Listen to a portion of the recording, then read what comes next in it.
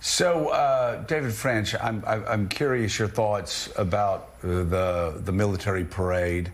I mean, my feeling is, of course, we want to always salute our men and women in uniform. My guess is, serving in a district that had more military retirees than any other district in America, my guess is they would say, you know what, use that money to help with VA benefits. Use that money to strengthen the VA instead of gutting the VA.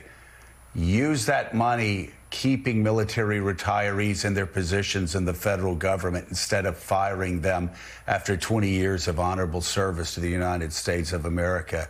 Use that money on military retirees and vets' health care. Use that money to improve housing. Right. For men and women and their families in uniform. That's just generally my thought. Again, serving in a district that had 6, 7 military bases and more military retirees than any district in America, I think most of those people who obviously love the military would look at that military parade and come to me if I were still representing them and saying, why do we have cuts at the VA? Why is Congress and the White House not keeping their promise on veterans' health care, on military retirees' health care, but they're running parades that cost hundreds of millions of dollars? I'm pretty sure that's what I would hear from my constituents. What are your thoughts? You know, I think Americans broadly don't mind a celebration of the Army. Of course, the cost has to be reasonable. It can't be too much. But I don't think Americans mind a celebration of the Army at 250 years. That's a long record of courage and sacrifice and service that have helped make the American experiment possible in the first place. And so I don't think Americans mind that. What the problem, though, comes against the backdrop of larger context. This is when Trump has his fingerprints all over something. It's importing a lot of larger context. And so it's one thing to have a 250-year celebration in the United States Army. It's another thing to have it right in the midst of a potentially illegal deployment of the Army to Los Angeles.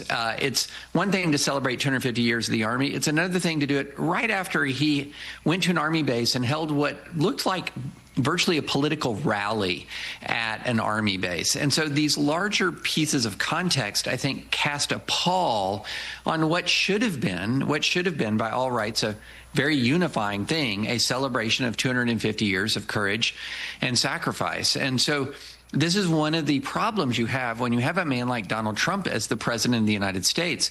He has tainted so many things with his corruption and so many things with his self-interest.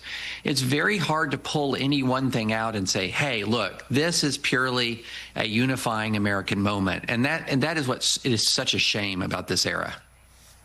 You know, and I will say, following up on the Fort Bragg speech that David brought up, if you talk the retired military men and women that I spoke to over the past week or so actually didn't love the idea of the military parade. They wanted, again, spend that money on people in the Army, spend that money on their quality of life, spend that money on readiness.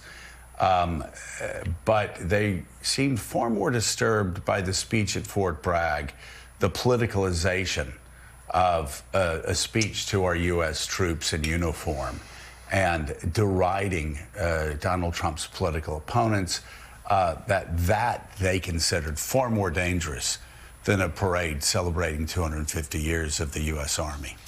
Msnbc political analyst Anand Giridharadas, thank you very much. His new piece is online now at The Ink. And Eugene Robinson and David French, thank you both as well. Still ahead, why people may be experiencing more turbulence on